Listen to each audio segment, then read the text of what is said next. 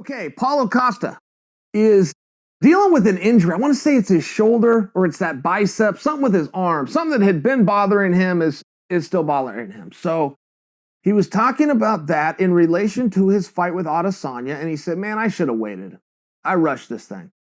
So he then was talking, hold that thought, because it was within this same interview, that he then says a fight between himself and Robert Whittaker is in the works. Boom, that got my attention real fast. I would love to see that match. And in that same interview, he said that Whittaker didn't seem real keen on the idea. Whittaker's in a little bit of a tough spot. Okay, try to put yourself in Robert Whittaker's shoes and what he's been through just as of late. Okay, he's coming off all sorts of injuries, none were which is his fault.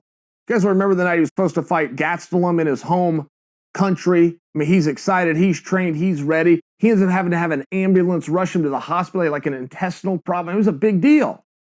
So he deals with all of this. He stays the champion. He comes back. He fights in the largest attendance of all time, 57,000 people. Now, whether that went his way or not, that is an experience that is once in a lifetime. He comes off the heels of that into a pandemic. He's fighting in front of nobody. 0 people, okay? Finds a way to win. Comes back, does it again, finds a way to win. But you're doing that if you're Whittaker to return to your spot. And it's not just to a championship fight or even the championship.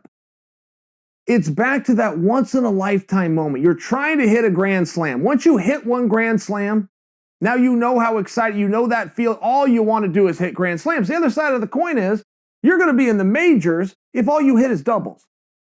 If you go to bat and every time you crack the ball and you get to second base, they will put you in the Hall of Fame. You will make millions of dollars.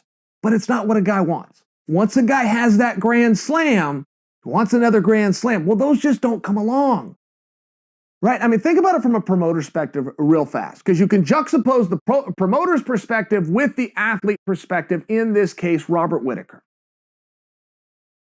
If you are the promoter, do you have an obligation to the integrity of the sport to follow the rankings as many times as you can, or do you have an obligation as a promoter who is also a businessman to put on the biggest fights as often as you can? Right? Or do you want to just keep on hitting doubles all year long and then once or twice a year you hit a grand slam and that is your business? I mean, do you see the problem? I can remember when Conor McGregor fought Floyd Mayweather, and it was the post-fight press conference, and Dana spoke at it. And Dana said, look, we had to take this opportunity for Conor, and no, this isn't our new business model. No, we are not going to take our top MMA guys and put them in with the top boxers. This was a one-time thing. But it's a one-time thing because it came up organically. And there's only a couple times in your entire career where a mega fight like this can happen. I could send a champion to take on boxing's champion, but not have this kind of an event. I remember Dana saying these words.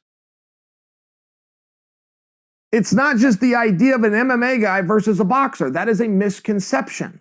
It needed to specifically be Conor against specifically Floyd, promoted in a very specific way, and held in a specific location, Las Vegas.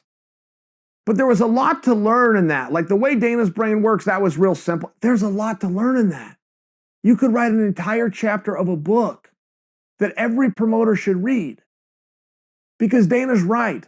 You can't go out and just look for these grand slams. And I share that with you because Robert Whittaker, I want him to get his grand slam. I really like Robert Whittaker on a personal level, but I respect him so tremendously on an athletic level. And I really respect what he has been through in the last year, the last 18 months. 57,000 live people. Then you go, no championship on the line because you're not bringing it. In front of nobody. And he passed the test. Walked out there, did it again, passed the test a second time. What do you do with Robert Whittaker? Where does he want to go? Yeah, perhaps he doesn't want to fight Paulo. He wants to fight for championships. There's not a championship to fight for right now. There's just not. Adesanya is left, and he has not been stripped. I haven't heard any talks of an interim championship. Even if it was an interim championship, I don't know that that scratches the itch of a former champion like Whittaker. I don't know that it doesn't, but I don't know that it does. I just offer for you He's not going to get the Grand Slam. And in life, when you can't get what you want, you go get the next best thing. It's just the way that it works. You're in a tournament, you're trying to win it. You lose, you got to come through the backside and try to get third. You lose again, you got to try to get fifth. You try to get the next best thing. Adesanya hit a Grand Slam a couple times in his career, 3 times in his career. Through the Ultimate Fighter, the World Championship, and a world record attendance. He can do real well hitting doubles, and the next fight might be a double. It's a good way to go.